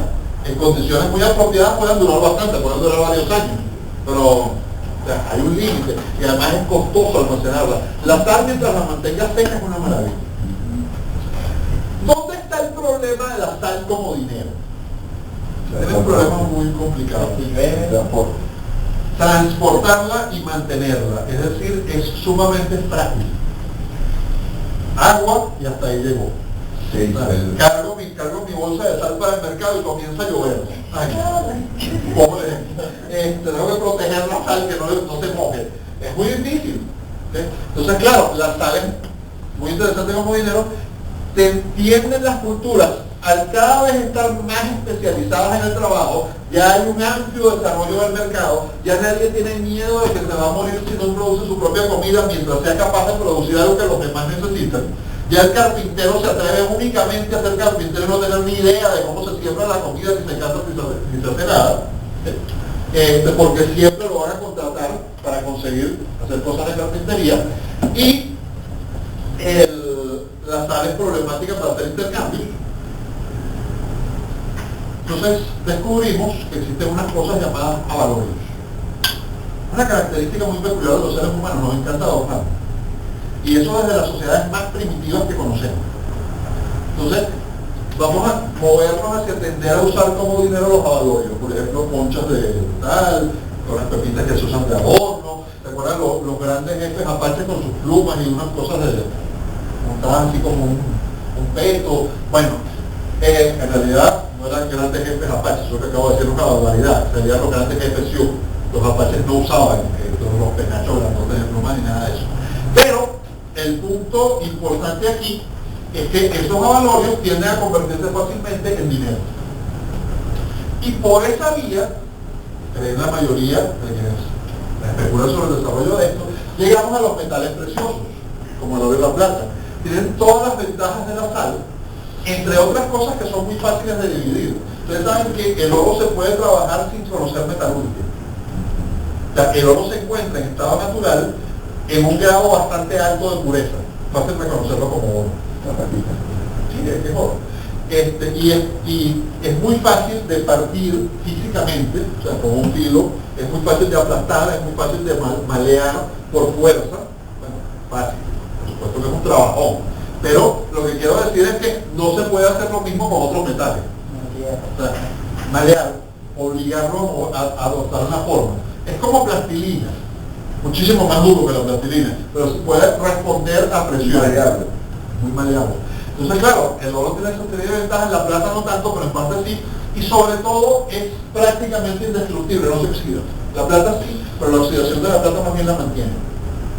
Entonces, es maravilloso como dinero, ¿no? Dentro del dinero como dinero tiende a usarse cada vez más como dinero. Y por supuesto surge el dinero. Y cuando surge el dinero, hemos encontrado que así como surgió una moral impersonal que le permitió a las personas tener cada vez más comercio, ¿cuál fue esa moral impersonal? ¿Cuál era nuestra tendencia natural cuando nos encontrábamos con otro grupo humano que tenía cosas? Atacarlo, robarlo, matarlo, neutralizarlo, comérnoslo. Cualquier combinación posible de todas esas. O sea, principio básico, maten a todos los hombres y niños y tráiganse a todas las mujeres. Y las mujeres es el ganado de las cosas. No, pero es que estas mujeres se defienden con armas. Bueno, las también. Bien, así esta es la tendencia natural de los grupos humanos. Ahora, si lográbamos casi que por accidente hacer un intercambio, encontrábamos que estaríamos ganando con el intercambio, hacia afuera del grupo, tanto como hacia adentro del grupo. Entonces comenzábamos a establecer alianzas, que no eran alianzas militares, pero era robar entre los dos a otros. También podía ser una forma de alianza. Sino que comenzábamos a entender que no hacer eso, a montarme las ganas de robarte, significa que cada vez que intente hacer un intercambio contigo, tú vas a estar dispuesto a intercambiar. No necesariamente vamos a llegar al acuerdo, pero vas a estar dispuesto, vas a tener confianza. Mientras con mayor cantidad de personas yo puedo hacer intercambios pacíficos, más amplia es mi gama de posibilidades de intercambio y salgo ganando. Exactamente. Salgo ganando desde casi cualquier punto de vista, la sociedad es cada vez más civilizada. Claro, pero es muy difícil llegar a eso. Sumamente difícil llegar a eso. Se requiere esa moral impersonal. Bueno, de esa moral impersonal que permite un intercambio cada vez más amplio, evoluciona progresivamente otra serie de instituciones sociales, como el mantenimiento de la palabra dada, como las transacciones mercantiles, como la condena de la estafa, te ofrecí una cosa y lo que te di no era lo que te había ofrecido, como el respeto a los tratos, a los contratos, etcétera, etcétera, etcétera, porque todas esas son convenientes para realizar un intercambio voluntario, permiten realizar cada vez más intercambios voluntarios, y entonces comenzamos a execrar y a perseguir y a considerar malos a quienes no cumplen con todas estas normas y tradiciones morales impersonales entre los grupos. Dentro de nuestro propio grupo somos más solidarios y tenemos tradiciones todavía más estrechas. Para la propia tribu somos casi que una familia, pero para comerciar con miembros de otras tribus pues tenemos otras normas. De estas otras normas surge la civilización. Y entre los elementos que surgen de la civilización está el desarrollo cada vez mayor del intercambio indirecto que lleva al dinero. El dinero entonces, como definíamos en otra clase, es una institución social. ¿Qué es una institución? Un comportamiento pautado, que se repite y se transmite intergeneracionalmente. Eso es el dinero. Es decir, saber que esto sirve siempre para hacer intercambios, se ha institucionalizado como medio de intercambio indirecto. Todos lo aceptamos porque sabemos que todos los demás también lo aceptan. Se ha institucionalizado que el dinero es el oro. Bueno, tenemos dos formas de dinero: bolívares y dólares, oro y sal. Puede aplicar la ley de Gresham, cuando estudiemos, ya veremos cuál desplaza a cuál en el mercado. Pero lo más probable es que la sal tienda a desplazar al oro. Recuerden que la ley de Gresham, la moneda mala desplaza en el mercado a la buena. Probablemente entonces la sal, porque todo el mundo se quiere quedar con el oro y pagar con sal. Si se usan los dos, bolívares y dólares, todo el mundo quiere y te pago con bolívares. De hecho, Alejandra está haciendo un curso sobre el Quijote, en donde hay una parte, no sé si han llegado a esta parte. La de los cascos. No, es posterior, donde Maese Pedro, el titiritero. No, Maese Pedro el titiritero, nuestro ingeniero Hidalgo destruye un teatro de títeres. Y posteriormente, pues se ofrece a pagarle a Maese Pedro. Pero se ofrece a pagarle en legal moneda castellana. O sea, en moneda sin ningún valor. Si tú no pagues moneda de Aragón ni a balazo. Básicamente lo está estafando. Además es una ironía de Don Quijote. O sea, póngale usted precio a ese Pedro que yo le pagaré en legal moneda castellana. Póngale usted precio en dólares que yo se lo pagaré en bolívar. Es el momento. Bien. Y además el tipo de cambio oficial. Establece el que emite la legal moneda castellana. O sea, póngale usted precio en dólares que yo se lo pagaré al tipo de cambio oficial. El licón. No, el licón. Todavía el licón. Bueno, así las cosas, el SICOM, perdón, lo digo, sistema complementario, que le cambian el nombre con tanta frecuencia, ¿no? Bien, así las cosas, y es interesante el caso, el punto fundamental es que el desarrollo de la institución del dinero, ¿ya?, es la clave del desarrollo de la civilización. Es decir, en una sociedad de intercambio indirecto, la cantidad de intercambios posibles siempre es bastante baja. O sea, un mercado de trueque es un mercado terriblemente ineficiente, porque es el tipo de mercado que yo les describí. No es el mercado teórico de, mira, vamos a intercambiar esto por esto. ¿Qué necesitas tú? Necesito esto, me voy a buscarlo, no lo consigo. Tengo que cambiarlo por otro, no lo consigo, tengo que cambiarlo por otro, no lo consigo, tengo que cambiarlo. O sea, puedo hacer 4, 5, 6, 7, 10 intercambios para llegar al intercambio que yo necesitaba. Eso es realmente un mercado de trueque. La única razón por la que las sociedades de trueque tienden a desarrollarse mercados en el sentido físico de la palabra, es decir, que el grupo vaya a un sitio con sus productos, es precisamente para lograr conseguir esos intercambios indirectos, para tener mayor cantidad de cosas en disposición, porque si no tiene que ser el comerciante especializado, el tipo que va de tribu en tribu haciendo los diferentes intercambios y tiene muchísima información privilegiada, es por ser un empresario. Maneja mucha más información que los demás, sabe qué es lo que necesita en esta tribu y en esta otra. Ahora bien, en la medida que se va desarrollando el intercambio indirecto, cada vez la cantidad de intercambios es mayor. Mientras mayor es la cantidad de intercambios, más nos atrevemos a especializarnos. Ya no solamente soy carpintero, que ahora soy fabricante de sillas. Porque yo me atrevía a hacer, ya era un riesgo. sea, yo no sé cazar, yo no sé producir comida, yo lo que sé es hacer carpintería.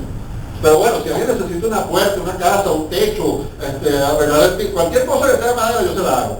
Ahora, siguiente paso, hay un tipo que hace puertas y un tipo que hace sillas. Bueno, todavía no tanto así. Hay uno que hace muebles y otro que hace puertas y otro que se especializa en techos y estructuras de madera de la casa. ¿Ves? Pero va a llegar un momento en que va a haber uno que hace sillas y otro que hace mesas. O sea, cada vez te vas a especializar más. Cada vez la división del trabajo va a ser muchísimo más amplio y por lo tanto va a ser muchísimo más eficiente. ¿De acuerdo? ¿De dónde sale eso? De la ley del rendimiento marginal decreciente. Mientras más especializados estamos, más nos alejamos del punto en que cae el óptimo. ¿Se dan cuenta del detalle? Bueno, perfecto. Y mientras mayor cantidad de oferta hay en el mercado, la ley del rendimiento marginal, o sea, la ley del valor marginal, nos dice que el valor de los bienes, en general, el valor de intercambio va a ser cada vez más bajo. O sea, van a caer los precios y va a aumentar la producción, pero sí, por supuesto, sube la producción, bajan los precios, sube la producción. Sí, está muy bien relacionado, pero todo eso depende del dinero, de que tengamos dinero para hacer cada vez más intercambio. Y como tenemos dinero para hacer cada vez más intercambio, se desarrollan cada vez más las otras instituciones claves de la sociedad. Cada vez tenemos costumbres morales más eficientes, porque cada vez tenemos que interactuar con más gente que no conocemos personalmente. Nuestra vida es interactuar todo el tiempo con extraños. ¿Por qué en los pueblos chiquitos la gente se saluda y se da los buenos días y todo nos parece maravilloso? Ay, que gente tan buena y educada, y nosotros no lo hacemos? No se conocen. Porque ellos se conocen, exactamente. O sea, se dan los buenos días porque se conocen. No andan, cuando andan a la ciudad no andan diciendo buenos días a todo el mundo, bueno, algunos sí. Pero rápidamente, o sea, vivimos en sociedades impersonales, civilizadas, donde no conocemos a la inmensa mayoría de la gente con la que interactuamos. De hecho, tanto es así que cualquiera que se especialice en comercial te va a decir que es muy malo hacer negocio con los amigos. Sí, porque entonces influye el problema de la amistad y las cosas. Prefiero hacer negocio con extraños. ¿Y por qué? Porque negocio con los amigos ya entra en juego o te tratan de presionar para que uses las normas morales del grupo pequeño, tipo familia, solidario, objetivos comunes, nos sacrificamos por los demás, mientras que en la moral impersonal es ganancia mutua, impersonal. De acuerdo, me conviene más para hacer intercambio. Perfecto. Así las cosas, se hacen cada vez más intercambios, por lo tanto hay cada vez más contactos entre los diferentes grupos que viven en diferentes sitios. Y en la medida que hay más contactos entre los diferentes grupos que viven en los diferentes sitios, aparte de desarrollarse cada vez más eficientemente las normas morales, evoluciona más el lenguaje. En vez de separarse los criterios y códigos de comunicación, se crean lenguajes comunes mucho más amplios. ¿Qué? Hablan, intercambian, dicen, comienzan a intercambiar y a adorar a los mismos dioses o adorar, por ejemplo, el comerciante, es uno de los factores clave. Imagínense sociedades politeístas, vienen varios dioses. Yo vengo de lejos y vengo a comerciar. Y entonces, ¿qué es lo primero que se le ocurre hacer? Bueno, le hago un sacrificio al dios local. ¿Por qué? Bueno, caerle bien a la gente, pues, para demostrar que yo vengo en paz, que soy una persona buena, decente, que respetuosa de sus valores y costumbres. Mientras más comercio, más intercambio cultural. Tendemos a evolucionar en moral, en religión, en cultura, en especialización del trabajo. Todas las instituciones clave de la sociedad dependen de que haya mayor cantidad de intercambios, y la mayor cantidad de intercambios depende de que sean indirectos, y el que sean indirectos depende de que evolucione el dinero. El dinero es la clave de la evolución de la sociedad. Las sociedades en donde no ha evolucionado el dinero, donde no ha emergido el dinero como institución social, son culturas sumamente primitivas. Pueden ser primitivas hasta el grado de sociedad en banda, de la edad de piedra, del paleolítico, o pueden ser incluso civilizaciones, pero son civilizaciones simples, son civilizaciones primitivas, básicas, sin dinero. Entonces, ¿saben cuál era la diferencia fundamental entre lo que llamamos el imperio de los incas, lo cual es un pésimo término, entonces deberíamos llamarlo el imperio de los quechuas, porque por ejemplo el imperio romano no lo llamamos el imperio de los césares, lo llamamos el imperio de los augustos, un imperio romano, o sea, era de los romanos, todos eran romanos. El Augusto era uno solo. Yo sé que todos escuchamos la palabra César, pero en realidad el término correcto es Augusto. En cambio los incas lo llamamos el imperio de los incas. El inca era uno solo, el hijo del sol. En realidad deberíamos llamarlo el imperio de los quechuas. Los quechuas fueron los conquistadores y los aymaras los conquistados. Aymaras y muchos otros, los conquistados. Pero ese no es el punto. La diferencia, ¿cuál es de las culturas a gran escala e imperiales de los Andes? ¿Cuál es la diferencia fundamental a las culturas a gran escala de Mesoamérica? Los aztecas, los mayas habían desaparecido hace mucho tiempo, pero eran los exiles, pero en fin, las culturas mesoamericanas. ¿Cuál es la diferencia? Claro, el intercambio. Muchísimo más intercambio comercial en Mesoamérica. De hecho, ya hay dinero. Es un dinero que todavía es muy ineficiente, pero existe. Y hay varias formas de dinero, no solamente el cacao. Que cada una de las formas de dinero hay otras. Están, por ejemplo, las conchas marinas. La gente dice, pero conchas marinas. Yo no voy a la playa y consigo un montón de dinero, produzco inflación. No eran cualquier concha marina. Eran conchas marinas muy específicas, que eran escasas. No era cualquier concha, no era una concha de chiquichico. Eran conchas marinas que tenían características especiales que eran las más escasas. Las más escasas. Pero el punto interesante, algunos usaban plumas. Plumas, sí, pero de las aves raras, ¿no? O sea, plumas de pavo real y cosas de ese estilo. Pero se usaban mercancías como dinero. Ahora, esto me lleva a otra cosa. Por ejemplo, ¿qué es, y tratando de terminar la clase con esto, qué es el pecunio de una persona?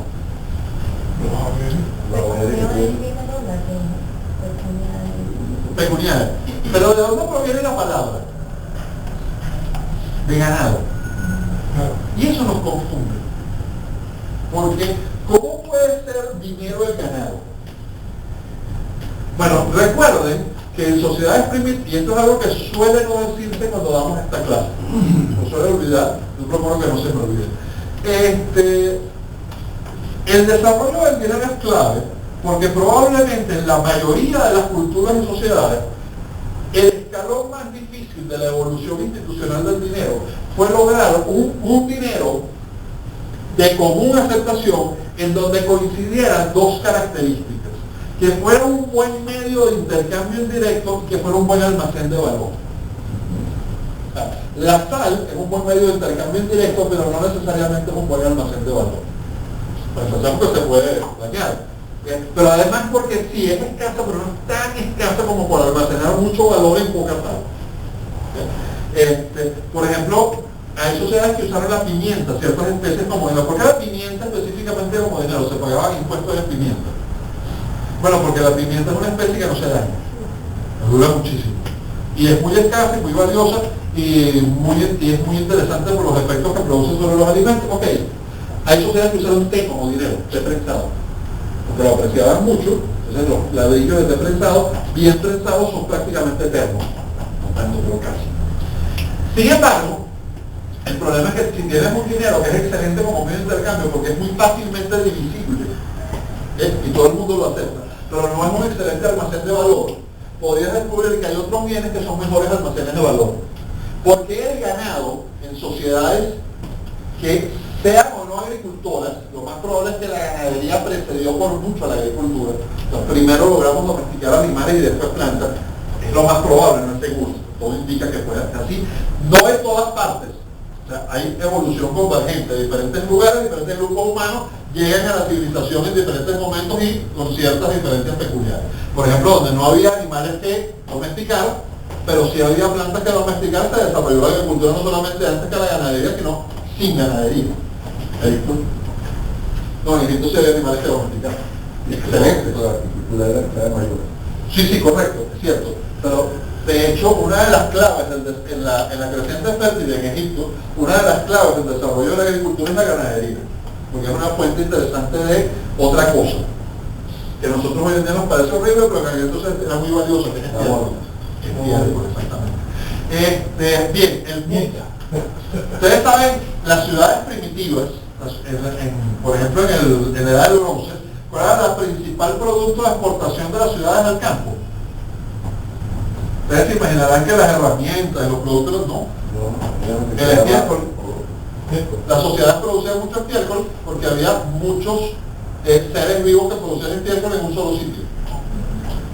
Entonces, no es que era su producto más valioso, sino era su principal producto, era el petróleo, lo que en mayor cantidad exportaba. Por supuesto, producían otras cosas que eran más valiosas. O por lo menos se especializaban mejor en producirlas, etc. Pero podías intercambiar estiércol por alimentos.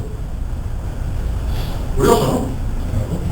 No es precisamente un modelo económico muy eficiente. No es un modelo económico muy eficiente, porque para producir estiércol tienes que alimentarte y hay una pérdida de energía y vas a terminar muriéndote de hambre, ¿no? Pero sí, evidentemente, lo que te demuestra es que las posibilidades de intercambio son muy diferentes a las que conseguimos hoy. Les decía entonces, ¿por qué tendemos a entender, por ejemplo, el ganado? Todavía existen sociedades, culturas que entienden el ganado como riqueza. En África todavía existen culturas, los masái entienden el ganado como riqueza, pero ¿por qué? Imagínense que viven en sociedades que todavía son total o parcialmente nómadas, o sea, se viven desplazando. ¿Cuál sería la forma de riqueza más obvia? Bueno, el alimento, por supuesto, como en toda sociedad primitiva. Pero entonces, ¿cuál es la ventaja del ganado? El ganado es capital que camina solo. Todo el resto del capital hay que cargarlo, pero ese camina por sí solo, y además come por sí solo, y crece y se reproduce. De hecho, es el único capital que de verdad se reproduce. Esa es la razón por la cual en algunas transacciones de gran escala, por ejemplo, entre un jefe de un grupo tribal muy grande, un patriarca, y otro, se podía usar el ganado para hacer transacciones de gran valor, muy importantes. Digamos que la sal era el dinero común y el ganado era la divisa para el comercio internacional, por llamarlo así, ¿no? Como atractivo. Entonces, por ejemplo, ¿dónde encontramos cosas que se valoran? Bueno, todos ustedes vieron la película Troya. ¿Sí? Perfecto. Bueno, hay que leer la guía, no ver la película, leer. Pero vieron la película Troya todos. En la película encuentran una cosa que es común a la Ilíada. La primera cosa que encuentran es que en la sociedad de la edad del bronce, lo que llamamos la edad heroica para la tradición de la cultura griega, no hay dinero, pero está comenzando a desarrollarse. O sea, ya hay medios de intercambio indirecto, hay riqueza acumulada, pero no existe propiamente dinero. Entonces, pueden hacerse transacciones y valoraciones en diferentes bienes, el valor de esto en este otro bien. Y una de las cosas a las que les puede dar valor, por ejemplo, es eso. ¿Por qué el cuento de los secuestros de mujeres? No. Porque era un bien escaso. Porque era sumamente valiosa. Era sumamente valiosa. Cuando los guerreros atacan una ciudad, ¿qué es lo primero que se robaban? La muerte. No, que es el caso de... No.